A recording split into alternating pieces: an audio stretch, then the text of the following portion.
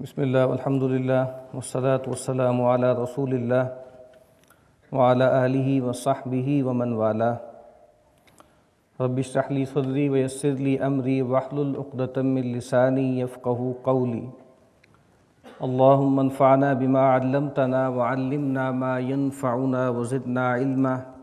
آمین یا رب العالمین. مطالعہ حدیث میں ہم حدیث جبرائیل کا مطالعہ کر رہے تھے، جس میں ایک واقعہ ہوا کہ ایک صاحب رسول اللہ صلی اللہ علیہ وسلم کی خدمت میں حاضر ہوئے. صحابہ کرام تشریف فرما تھے تو یکایک ایک صاحب نمودار ہوئے اور بہت ہی سفید براق ان کے کپڑے اور سیاہ چمکیلے بال. نہ کوئی ان کو جانتا تھا اور نہ ان پر سفر کے کوئی اثرات تھے. اور پھر وہ رسول اللہ صلی اللہ علیہ وسلم کے بالکل سامنے آ کر بیٹھ گئے اور رسول اللہ صلی اللہ علیہ وسلم سے کچھ سوالات شروع کیے. پہلا سوال ان صاحب نے یہ کیا کہ یہ بتائیے کہ اسلام کیا ہے. تو رسول اللہ صلی اللہ علیہ وسلم نے اس کے جواب میں وہی چیزیں ارشاد فرمائیں جس کو ہم ارکان اسلام کے طور پہ جانتے ہیں کہ اسلام یہ ہے کہ تم گواہی دو اس بات کی کہ اللہ کے سوا کوئی الہ نہیں ہے اور محمد صلی اللہ علیہ وسلم اللہ کے رسول ہیں. تم نماز قائم کرو، تم زکوٰۃ ادا کرو، تم رمضان کے مہینے کے روزے رکھو، اور اگر تمہیں استطاعت ہو تو اس کے گھر کا قصد کرو، حج کرو. تو جب آپ نے جواب ارشاد فرمایا تو ان صاحب نے کہا کہ آپ نے سچ کہا. تو صحابہ کہتے ہیں کہ ہمیں اس پر بہت تعجب ہوا کہ یہ کیسے سائل ہیں کہ پہلے سوال کرتے ہیں اور پھر اس کی تصدیق کرتے ہیں. پھر دوسرا سوال انہوں نے کیا کہ یہ بتائیے کہ ایمان کیا ہے.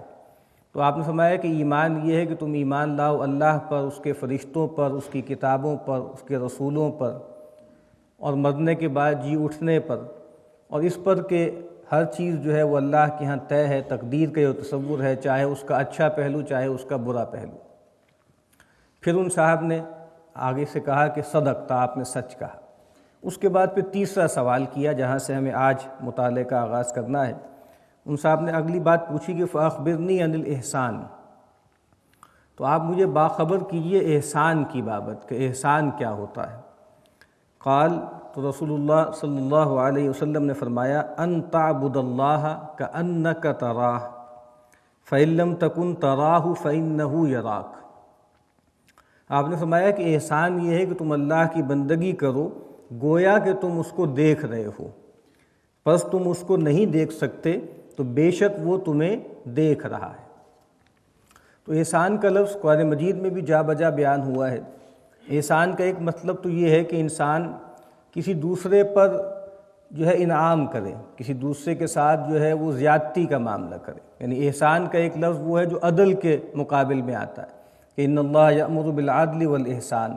عدل تو یہ ہے کہ جس کا جو بنتا ہے آپ وہ دے دیں، اور آپ کا جتنا بنتا ہے کسی سے آپ اتنا ہی لیں، اس میں کوئی زیادتی نہ کریں. اور احسان گویا اس سے آگے کی چیز ہے، فیور کرنا ہے کسی کے ساتھ کہ جس کا کچھ جو بنتا تھا اس سے زیادہ دے دیا، اور اپنا اگر کسی کے پاس کوئی ذمے کوئی تھا تو وہ چھوڑ دیا یا اس کو معاف کر دیا. تو یہ احسان ہے.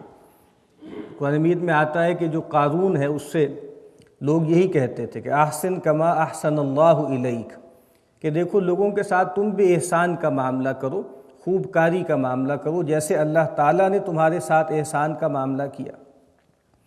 اور ایک احسان کا دوسرا مطلب یہ ہے کہ ہر کام خوبصورتی کے ساتھ کرنا، عمدگی کے ساتھ کرنا، حسن کے ساتھ کرنا. نبی اکرم صلی اللہ علیہ وسلم نے ایک اور موقع پہ ارشاد فرمایا کہ ان اللہ کتب الاحسان علی کل شیء، اللہ تعالیٰ نے ہر چیز پر احسان کو لکھ دیا. فَإِذَا قَتَلْتُمْ فَأَحْسِنُوا الْقِتْلَةَ، تمہیں اگر قتل بھی کسی کو کرنا ہے، جنگ میں کسی کو قتل کرنا ہے یا کسی کو سزا کے طور پر کوئی اس پہ سزا نافذ کرنی ہے، اس کو قتل کرنا ہے، تو اس میں بھی خوبصورتی کا رویہ اختیار کرو. وَإِذَا ذَبَحْتُمْ فَأَحْسِنُوا الذِّبْحَةَ، اور اگر تمہیں کسی جانور کو ذبح کرنا ہو تو وہ بھی خوبصورتی سے کرو. اور آپ نے کہا کہ اس میں خوبصورتی کیا ہے کہ فَلْيُحِدَّ أَحَدُكُمْ شَفْرَتَهُ وَلْيُرِحْ ذَبِيحَتَهُ، تو چاہیے کہ تم میں سے جو آدمی بھی کسی جانور کو ذبح کرنے لگے تو جو بھی آلہ ہے، دھار والا آلہ، اس کو اچھی طرح تیز کر لو اور ذبیحہ کو راحت پہنچاؤ.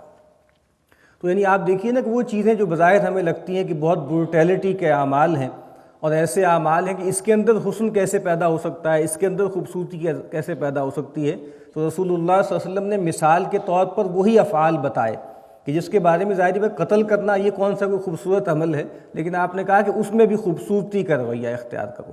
اسی لیے آپ کو معلوم ہے کہ ہمارے ہاں جب سزائیں دی جاتی ہیں، ریاست سزائیں دیتی تھی پہلے، اور سر قلم کیا جاتا تھا تو بیہیڈنگ جس کو کہتے ہیں، تو اس کے لیے گویا پورا ایک جیسے ایک منصب تھا جلاد کا، ماہر لوگ ہوتے تھے، تلوار بہت تیز ہوتی تھی، تو ایک وار میں سر تن سے جدا کر دیا جائے تاکہ کم سے کم تکلیف ہو۔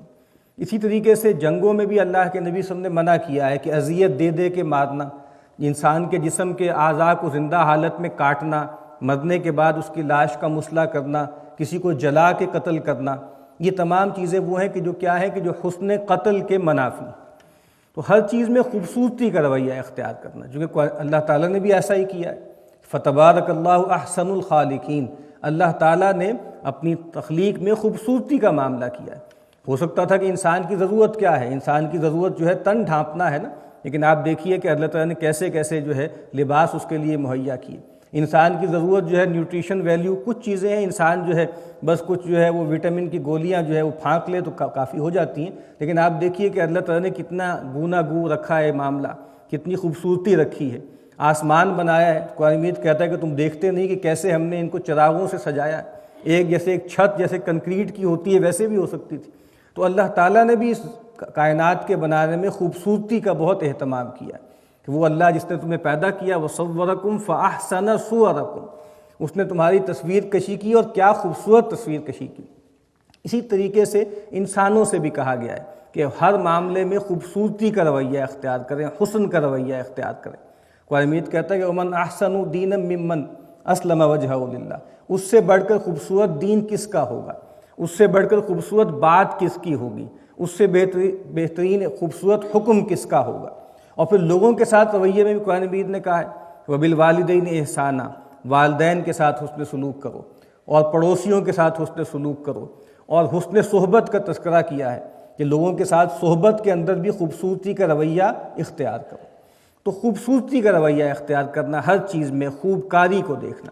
ایک صاحب نے بڑا اچھا ترجمہ کیا کہ احسان کا لفظ اگر ہم اس کو ایک خاص معنوں میں، اخلاقی معنوں میں ترجمہ کریں انگریزی میں، تو اس کا ترجمہ ہوگا ایکسلنس، ہر چیز میں ایکسلنس اچیو کرنے کی کوشش کرنا۔ ایک رویہ یہ ہوتا ہے کہ سر سے اتارنے کے لیے کوئی کام کرنا، اور ایک یہ ہے کہ اتقان کے ساتھ، احکام کے ساتھ، خوبصورتی کے ساتھ کوئی کام کرنا۔ تو یہاں پر یہ پوچھا گیا کہ اے اللہ کے نبی صلی اللہ علیہ وسلم، احسان کسے کہتے ہیں، یا بندگی کے معاملے میں ہم احسان کی روش کو کیسے حاصل کر سکتے ہیں؟ تو آپ نے فرمایا کہ تم اللہ کی بندگی کرو گویا کہ تم اس کو دیکھ رہے ہو۔ انسان دنیا میں جن چیزوں سے محبت کرتا ہے، جن اشخاص سے محبت کرتا ہے، جن مقامات سے محبت کرتا ہے، جن چیزوں سے محبت کرتا ہے، اس کے بارے میں آخری چیز کیا چاہتا ہے؟ آخری چیز یہ چاہتا ہے کہ اس کی رویت کرے، اس کی صحبت میں رہے، اس کو دیکھتا رہے، اس کے حضور میں رہے۔ تو ظاہری بات ہے اگر اللہ تعالیٰ محبوب حقیقی ہیں، آخری منتہا ہماری شوق اور رغبت کا بھی انہی کو ہونا چاہیے۔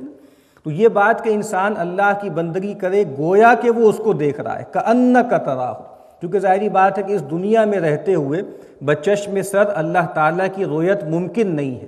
یہ آخرت میں ہوگی، یہ سعادت ملے گی لوگوں کو، خوش قسمت لوگوں کو۔ وجوہ یومئذ ناظرۃ الی ربہا ناظرہ، اس دن کچھ چہرے بہت تر و تازہ ہوں گے، خوش و خرم ہوں گے، اور اپنے رب کی طرف دیکھ رہے ہوں گے، اس کے نگاہ التفات کے منتظر ہوں گے۔ تو اللہ تعالیٰ کو دیکھنا اور اس کی خواہش رکھنا، اس کی آرزو رکھنا، تو کہا کہ تم اللہ کی بندگی ایسے کرو گویا کہ تم اس کو دیکھ رہے ہو۔ اور فَإِن لَّمْ تَكُن تَرَاهُ فَإِنَّهُ يَرَاكَ، بس تم اس کو نہیں دیکھ سکتے اس دنیا میں، جس طرح سیدنا موسیٰ علیہ السلام سے اللہ تعالیٰ نے کہا کہ لن ترانی، تم مجھے نہیں دیکھ سکتے۔ تو ظاہری بات ہے معراج میں رسول اللہ صلی اللہ علیہ وسلم کو اللہ تعالیٰ کی رؤیت ہوئی یا نہیں ہوئی، اس میں صحابہ سے اختلاف چلا آ رہا ہے، لیکن اگر وہ رؤیت ہوئی بھی ہے تو وہ ظاہری بات ہے وہ اس ٹائم اینڈ اسپیس میں نہیں ہے، وہ اس فریم ورک میں نہیں ہے، وہ ایک اور عالم میں رؤیت ہوئی ہے۔ تو ظاہری بات ہے وہاں پر بھی اس فارمولے کی وائلیشن نہیں ہوئی، اس دنیا میں رہتے ہوئے گویا اللہ تعالیٰ کی رؤیت ممکن نہیں ہے۔ لیکن کہا کہ فَإِن لَّمْ تَكُن تَرَاهُ فَإِنَّهُ يَرَاكَ، پس تم اس کو نہیں دیکھ سکتے لیکن وہ تو تمہیں دیکھ رہا ہے۔ یہ احساس رکھنا کہ میں اللہ تعالیٰ کی نگاہوں میں ہوں۔ اس طرح نبی اکرم صلی اللہ علیہ وسلم سے کہا گیا کہ فَإِنَّكَ بِأَعْيُنِنَا، اے اللہ کے نبی صلی اللہ علیہ وسلم آپ ہماری نگاہوں میں ہیں، ہم آپ کو دیکھ رہے ہیں۔ تو یہ خیال کہ انسان اللہ تعالیٰ کو دیکھنے کی خواہش پیدا کرے اور اس احساس کے ساتھ اللہ کی بندگی کرے کہ گویا اللہ تعالیٰ مجھے دیکھ رہے ہیں، اور ظاہر بات ہے اس کے لیے انسان کا دل بھی پاک ہونا چاہیے، اس لیے انسان کی نگاہیں بھی پاک ہونی چاہیے۔ سیدنا مسیح علیہ السلام نے کہا ہے اپنے جو پہاڑی کا واعظ ہے اس میں کہ مبارک ہیں وہ لوگ کہ جو پاک دل ہیں کہ وہ اپنے رب کو دیکھیں گے۔ تو جو لوگ اس دنیا میں پاک دل ہیں اور پاک بین ہیں وہی ہیں جو آخرت میں اللہ تعالیٰ کی زیارت بھی کر سکیں گے۔ اور یہ تھیم جو ہے دل کا پاک ہونا، نگاہوں کا پاک ہونا، یہ اقبال کے ہاں بھی جا بجا ہمیں ملتا۔ وہ آنکھ کے ہے سرمہ افرنگ سے روشن، پرکار و سخن ساز ہے نمناک نہیں ہے، کہ پرکاری ہے، سخن سازی ہے لیکن نمناکی نہیں ہے۔ یا وہ چشم پاک بھی کیوں زینت برگستواں دیکھے، نظر آتی ہے جس کو مرد غازی کی جگر تابی۔ یا فرمایا نا کہ چباید مرد را، مرد کو کیا چیز چاہیے اس دنیا میں؟ کہا کہ مشرب نابے، ایک ایسا مشرب کہ جو بالکل ستھرا ہے، بالکل نتھرا ہے۔ اور کہا کہ دل گرمے نگاہ پاک بینے جان بے تابے، ایک دل جو اللہ کی حرارت سے جو ہے وہ گرم ہے، اس کے اندر تپش پائی جاتی ہے، اور جس کی آنکھ پاک ہے، جو پاک چیزیں دیکھتا ہے، اور جو ایک جان ایسی رکھتا ہے کہ جو بےتاب رہتی ہے، اللہ کے لیے ہر وقت تڑپتی رہتی ہے۔ اور یہی زمانہ حاضر کی کائنات ہے کیا، دماغ روشن و دل تیرہ و نگاہ بے باک، کہ زمانہ حاضر کی کائنات کیا ہے کہ دماغ بہت روشن ہے، بظاہر بہت چمک دمک ہے، تیزی تراری ہے، لیکن دل بالکل سیاہ ہے اور نگاہ بے باک ہے، نگاہ کے اندر پاکیزگی نہیں ہے، ستھراؤ نہیں۔ تو کہا کہ اگر چاہتے ہو کہ اللہ تعالیٰ کو آخرت میں دیکھ سکو تو گویا اس دنیا میں بھی اپنی نگاہ میں پاکیزگی پیدا کرو، اپنے دل میں پاکیزگی پیدا کرو۔ اب یہ 3 سوالات رسول اللہ صلی اللہ علیہ وسلم سے کیے گئے، اسلام، ایمان اور احسان، اور آپ دیکھیے تو گویا پورے دین کا خلاصہ کر لیا گیا، جو کہ آخر میں اس روایت کے سیدنا عمر رضی اللہ تعالی عنہ کو رسول اللہ صلی اللہ علیہ وسلم نے فرمایا کہ جانتے ہو کہ یہ سائل کون تھے؟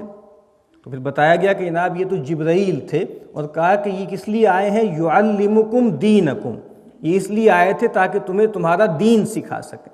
تو گویا اسی وجہ سے آپ دیکھیے کہ پورا دین ان 3 چیزوں میں آ جاتا ہے، اسلام، ایمان، احسان۔ اس طرح سیدنا مسیح علیہ السلام سے پوچھا گیا، ایک بندہ آیا، اس نے کہا کہ اے مالک یہ بتائیے کہ فرسٹ کمانڈمنٹ کیا ہے؟ تو آپ نے کہا کہ فرسٹ کمانڈمنٹ یہ ہے جس پر آسمان اور زمین قائم ہے، اور وہ کیا ہے کہ لو دائی لارڈ ود آل دائی ہارٹ، ود آل دائی مائنڈ، ود آل دائی لائف یا ول، اپنے رب کی سے محبت کرو اپنے پورے ذہن کے ساتھ، اپنے پورے دل کے ساتھ، اپنے پورے ارادے کے ساتھ۔ تو انسان کے اندر بنیادی طور پہ یہی 3 فیکلٹیز ہیں۔ انسان کے اندر ایک ذہن ہے، اور ذہن کا فعل کیا ہوتا ہے کہ وہ فیصلہ کرتا ہے کہ صحیح کیا ہے، غلط کیا ہے۔ اسی طریقے سے انسان کے اندر ایک ارادہ ہے، ارادے کا فعل کیا ہے، ارادہ یہ طے کرتا ہے کہ کیا خیر ہے اور کیا شر ہے۔ لیکن انسان کے اندر ایک اور چیز بھی ہے، اور وہ کیا ہے، وہ طبیعت ہے، جس کا فیصلہ کیا ہے کہ کیا چیز حسین ہے اور کیا چیز قبیح ہے۔ کچھ چیزیں ہمیں مرغوب ہونی چاہیے، کچھ چیزیں ہمارے لیے مکروہ ہونی چاہیے۔ تو اسلام گویا کیا ہے، یہ ہمارا عمل ہے۔ ایمان کیا ہے، یہ کچھ چیزیں ماننے کی ہیں، اور احسان کیا ہے، کچھ بننے کا نام ہے، یعنی جس کو کہتے ہیں نا کہ to believe, to act and to be, کچھ بننا ہے۔ کچھ بننے کا عمل کیا ہے، وہ احسان ہے، کہ جب تک ہمارے لیے حق جو ہے وہ مرغوب نہ ہو جائے، محبوب نہ ہو جائے، وہی ہمارے لیے حسین نہ ہو جائے، اس وقت تک ہم دین میں کامل نہیں ہو سکتے۔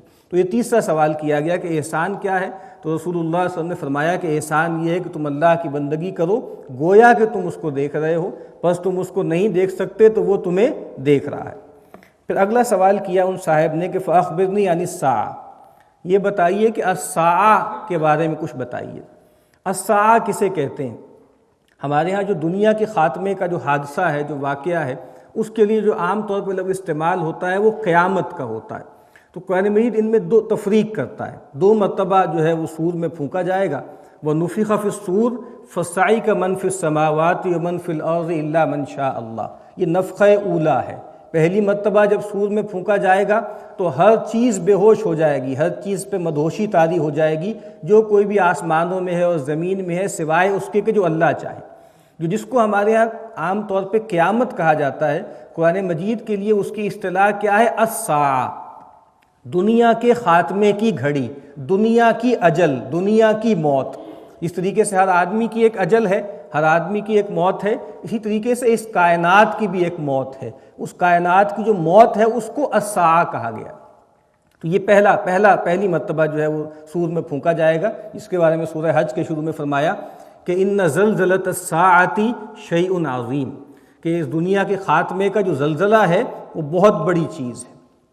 اور پھر اس کے بعد ہے کہ دوسری مرتبہ سور میں پھونکا جائے گا، ثم نفخ فیہ اخری فاذا ھم قیام ینظرون، پھر اللہ جانتا ہے کتنی مدت کے بعد دوبارہ سور میں پھونکا جائے گا اور پھر لوگ جو ہے کھڑے ہو جائیں گے دیکھتے ہوئے۔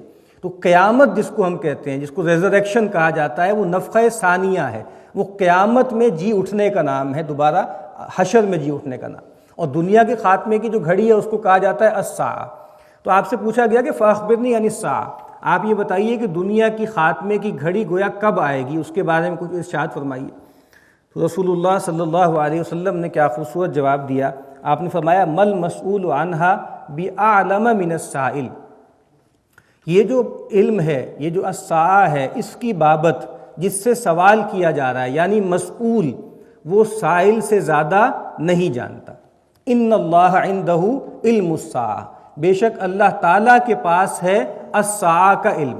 جس طریقے سے کوئی آدمی یہ نہیں جانتا کہ اس کی موت کب آئے گی، اسی طریقے سے کوئی مخلوق یہ نہیں جانتی کہ اس دنیا کا خاتمہ کب ہوگا۔ اور اس میں اختلاف ہے محدثین کے درمیان کہ کیا رسول اللہ صلی اللہ علیہ وسلم شروع سے جان رہے تھے کہ یہ سائل کون ہے، یا بعد میں آپ کو احساس ہوا اور بعد میں آپ نے اس کا اظہار کیا۔ لیکن چاہے آپ شروع سے جان رہے ہوں کہ سائل کون ہے، چاہے آپ کو بعد میں بتایا گیا ہو کہ یہ سائل کون ہے، اس سے اس جواب کی نوعیت میں کوئی فرق نہیں پڑتا۔ کیونکہ آپ دیکھیے کہ جو مسئول ہیں وہ کون ہے؟ مسئول ہیں سید البشر، سید الخلائق، انسانوں نوع بشر کے جو سردار ہیں۔ اللہ کے نبی نے فرمایا کہ انا سید ولد آدم، میں آدم کی جتنی بھی اولاد ہوں ان سب کا سردار ہوں۔ اور سائل کون ہے؟ سائل جو ہیں وہ سید الملائکہ ہیں، سیدنا جبریل علیہ السلام ہیں۔ لیکن اللہ کے نبی صلی اللہ علیہ وسلم فرما رہے ہیں کہ یہ وہ الساعہ کا علم وہ ہے کہ جس کی بابت میں اور تم برابر ہوں۔ اس کا مطلب یہ ہے کہ الساعہ، دنیا کا خاتمہ کب ہوگا، اس پر اللہ تعالیٰ نے نہ کسی نبی مرسل کو مطلع کیا اور نہ کسی ملک مقرب کو اس پر مطلع کیا۔ یہ اللہ تعالیٰ کے غیب کے خزانوں میں سے ہیں، یہ مفاتیح الغیب ہیں، یہ وہ غیب کی کنجیاں ہیں جو اللہ تعالیٰ نے کسی پر نہیں کھولی۔ تو نبی اکرم صلی اللہ علیہ وسلم سے جب پوچھا گیا کہ یہ بتائیے کہ الساعہ کب ہوگی، تو اللہ کے نبی صلی اللہ علیہ وسلم نے فرمایا کہ یہ معاملہ ایسا ہے کہ جس کے بارے میں جس سے سوال کیا جا رہا ہے وہ سوال کرنے والے سے زیادہ واقف نہیں ہے۔